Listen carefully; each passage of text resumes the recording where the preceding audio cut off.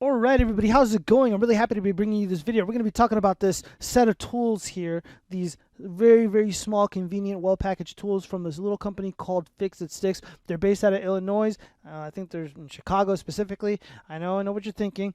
It appears, though, that these guys are pro two-way, and they're pro, these guys are just advocates for outdoor activities like biking or mountain biking or bicycling and all that good stuff. And these tools are incredibly useful, and I've already used them to make to install a brand new Glock sight on my Glock 17 Gen 5, and I've also used it to make modifications and upgrades to certain AR-15s here in my workshop. And these tools do get a glowing endorsement from me. However, we are going to be talking about a few things that I don't really like about some of the tools, and go over some things. And just, I keep it real here on the channel. Full disclaimer: I'm not paid by anybody. I paid for this with my own money. My opinions are my own and completely independent, and all that good stuff. However, Fix It Sticks, if you want to send me some free stuff or whatever you want, some feedback, I'll be more than happy to talk with you guys and help you out, because I'm here in my workshop all day. I don't go shooting as often as I'd like to, but I've gone shooting enough times to think that I could offer some pretty insightful input into what I would like to see in future kits, or what other future accessories I would like to see made available. So let's talk about this case really quick. This is a case that comes with a kit called the Works, and on the back side here we have MOLLE webbing. So if you get some aftermarket MOLLE straps, you can attach this to a battle belt, you can attach this to a tactical vest, play carrier, etc., harness, whatever you want. And that's going to be, and it's really, really small and convenient. I was surprised the images online were misleading. I'm going to just put this in perspective, the size of this thing. Here's my Samsung Galaxy S21 Ultra, and side by side with this kit. And it's just like, let me just go ahead and tip this up for you guys. Look at that. Here, let me see if I can look at that. I'm going to just go ahead and place this on the top. Absolutely crazy. So crazy. I can't believe it. You got to see it to believe it. And then over here on the front, we have a large rectangular Velcro patch thingy. And then, of course, we have this removable patch that is magnetic. We're going to test that out in a second. Now, another thing, I'm just doing an overview of the company and the quality of the tools and what I've done with it, just sharing my experience. Some of the things in this kit I bought and threw in here because it's my Fix It Sticks kit. And yeah, so I'm gonna leave a link in the description to their store for the Works kit, and some of the other stuff you'll have to go on to their website and purchase separately. So this is the kit.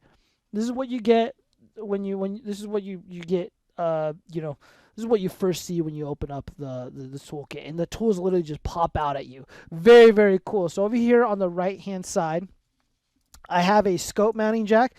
I bought this separately. This is this is meant to be installed underneath like a scope. It'll be installed between two scope rings, and with the Fix It Stick, you can go ahead and it interfaces with the scope jack right here, and it goes up, and it's meant to level out an optic.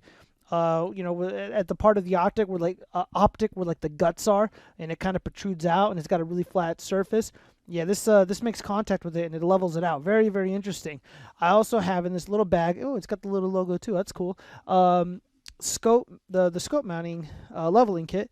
So we have a kit, or we have a scope level here, or a bubble level here. I apologize. That installs right on top of the Picatinny rail. You can install it right above the barrel, or you can install it right above the upper receiver. It doesn't really matter, and you can level out whatever surface that you're working on. So if you're out in the field and you got sandbags or whatever, you want to have a level surface. Even if you're in a workshop, you're working you're working at a workbench, you want your surface level. For obvious reasons, it's really important to have a leveled surface when installing an optic. We also have a much smaller bubble level. This one's magnetic. Observe. Very, very cool. So generally you would want to put this right above the, like on a turd or something, and it'll stay in place. Again, very useful, very, very useful. I'm going to go ahead and put that away, and we're going to set the bubble leveling kit to the side and talk about some of the other things that I have in my my Fix It Sticks kit. We got punches. These were purchased separately. This side right here, these are brass, so this material is a little bit lighter. It's a little bit softer. You're less likely to damage or mar up your, your anodized finish or your Cerakote finish, etc., etc. So less harsh, a little bit weaker. And then over here we got steel punches, and they are. I'm gonna go ahead and separate them really quick. These were purchased separately. However, you can connect them easily, as I just showed you. These are a lot stronger, and they're all made out of steel, so they're magnetic. And these brass punches here at the bottom, there's like a magnetic insert or something here, and it'll stay on your fix-it stick. Let me just go ahead and demonstrate that for you, because I know people are going to want to see that. I'm going to go ahead and take out the primary fix-it stick that came with this kit. This is the standard bare bones fix-it stick, and of course it has a little magnet right here, so it really holds on to your bits, and it's not going to go anywhere. And then right here in the center, we have this nylon or plastic cover to help you, tighten down a fastener or loosen one, whatever the case may be. And of course, we have a gorgeous engraved Fix-It 6 logo right up here. This is a really nice tool. This is really well made. It feels really, really solid. However you plan to hold it, I'm impressed. I didn't think it would live up to the hype. I'm gonna be honest with you guys. I paid a lot of money for this stuff, but whatever. And then of course I bought separately a brass hammerhead. One thing that I would like to see from Fix-It 6 is a nylon hammerhead and a rubber hammerhead. That'd be really cool, but I'll live with this. I can live with this. The nylon ends are incredibly useful, so we're gonna go ahead and set that over here, and I'm gonna go ahead and put away these punches. These punches are I know they're short, but they've been handy. Like I said, I already did work. I've already made some upgrades to multiple AR-15s using this kit, using these punches. One thing that I would like to see are actual roll pin punches. These are just standard punches. These are not roll pin punches. Here, let me give you the exposed view. Check that out. Incredibly useful, incredibly necessary, but we need roll pin punches, guys. I mean, you want us to... we can't do everything with just these standard punches. If they're going quite the distance to sell us these tools, might as well go all the way and give us roll pin punches. Now, what else do we have here? We have a light. This is the Fix-It Sticks light. It's really, really small and compact. I think it's got these 4 little batteries inside this guy. And to turn it on, all you have to do is twist right here. I'm probably going to do a different demo of this tool. Check it out.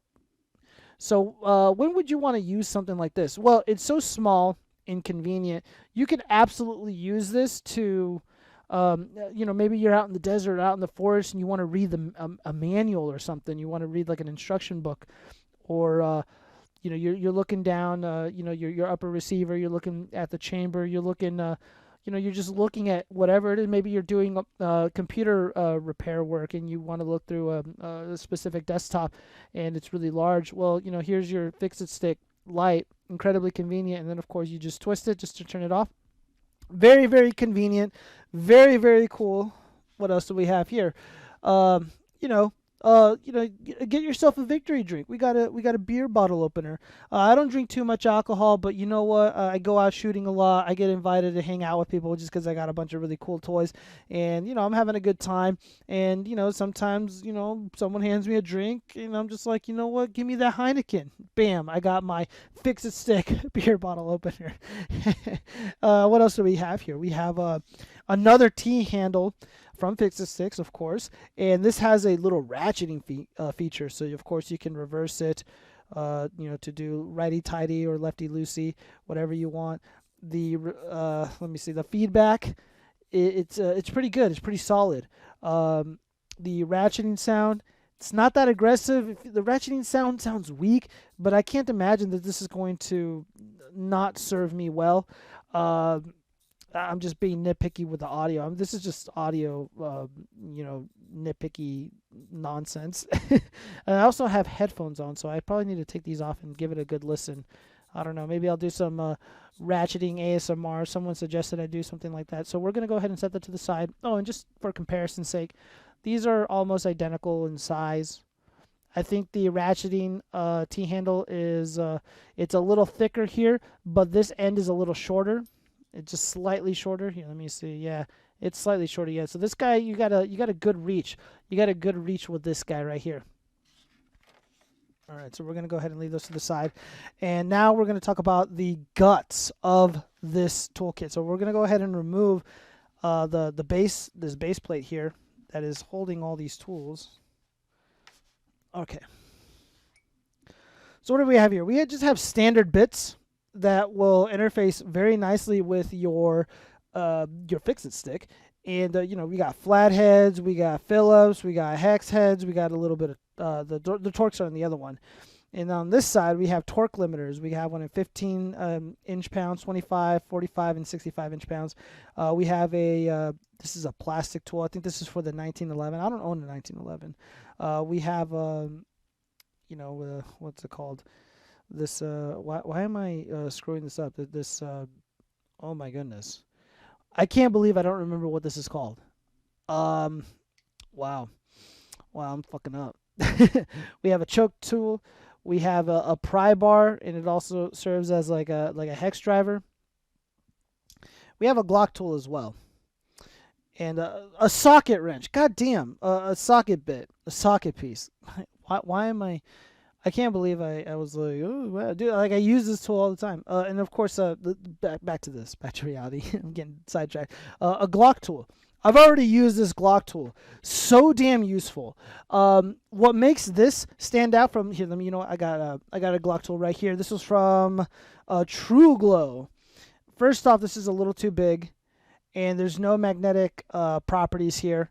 But this one has a small magnet right there, and this will hold in the small screw that you need to keep your your sight from falling off.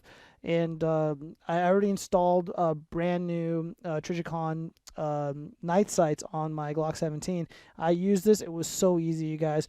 Absolutely worth it. And again, it's just it's literally like half the size. And it's incredibly more useful. No offense to you, True Glow. No offense to you. There's just a superior product out there, but you know, whatever. Let's go ahead and open up check out the next one. See what we got here. All right, so we got more bits. So here are the torque bits right here, and a lot of hex pieces. And if we go ahead and flip it to this side. Incredibly useful stuff. We have these little cleaning rods here. You have a carbon scraper, so if you want to clean up gunk around the feed rams or your bulk carrier group, etc., that's what this is for. This material is very soft, so you're not likely to damage or beat up your, the anodized finish or the coating of whatever product it is that you're scrubbing gunk and yuckiness from. And of course, we have an A2 sight adjustment tool. Very, very useful. It would have been kind of cool to see in A1, but I don't think they're common enough to justify making something like this and throwing it in here. The A2 sight adjustment tool is more than enough, and the majority of iron sights that exist on the market, especially some of the more modern ones like from Magpul, they utilize the A2 technology. And so yeah, this will suffice. And I don't know, unless there's like demand for an A1 sight adjustment tool. Of course, we got a brush, and of course it will interface with the fix-it stick tool, so just observe. And it's in there really good. It's in there really good. Go ahead and put that back. We have a standard steel punch. It's a little longer and skinnier than some of the other punches that already exist. This guy right here has been incredibly useful. This is a plastic punch. Very, very nice. Very interesting. Dental pick tool. We have a carbon scraper for bolt carrier groups. Incredibly useful. Again, this material isn't going to be that harsh on your bolt carrier group, your BCG. It's going to be, it's going to be great. Now, I wanted to wait to talk about this last. I'm going to leave that in here for now. This is a castle nut tool. This is the smallest castle nut wrench I have ever seen. Now, I've read some reviews about this, and a lot of people aren't too happy about it because they say that it's weak, it's, you know, whatever, it's just flimsy, it's made cheaply. I'm holding this now. I think this is a well-made tool. I have no gripes about the quality and, you know, nothing like that. However, are you going to be able to torque down a castle nut to anything close to 40 foot-pounds? No, I don't believe so. Now, just to compare, this is a standard entry-level armorer's wrench from ATI. Retails at about $25, made here in the U.S. Look at the teeth. Look at these teeth. Now look at the teeth on this fix-it stick. Castle nut. Look at that.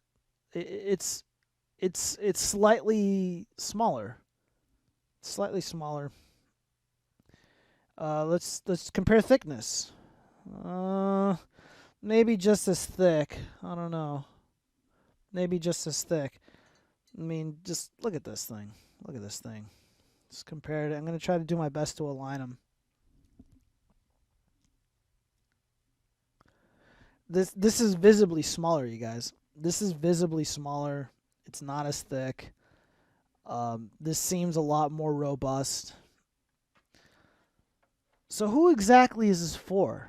What I mean, if this is not going to be able to torque down a castle nut to 40 foot-pounds, then why even bother including this? Who would benefit most from a tool like this?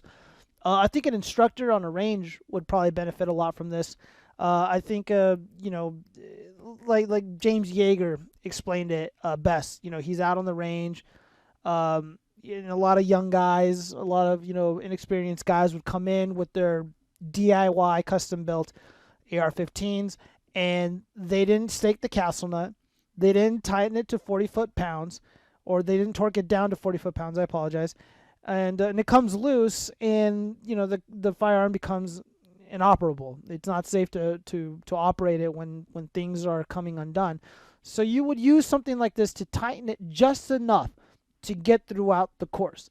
So if you're out, let's say you're out in the desert, you know, in my case, because I live out here in the valley, if you're out in the desert and, you know, you're testing something out, you didn't really tighten, you know, the castle nut the way that it should have been, this will get you out of a jam. But are you going to be doing like pure armory work with something like this? I don't think so. Fix-it six people, feel free to chime in. But I feel like this tool specifically is more suited for the person who is educating people, who is trying to get them through a course, and is going to keep an eye on them. I can't imagine doing serious work with something like this. All this other stuff, yes, because this stuff is really well made, and it's really useful, and it's great. But this tool right here, I mean, if I don't have it right on here, you know what? I mean, let's just compare. This is a Midwest Industries armorer's wrench. This is a more premium one. Look how thick the teeth are for the castle nut portion of this wrench. Look at this. Look at that. I just can't imagine using this, you know, in a meaningful way. Like I would never use something like this while I'm assembling an AR-15.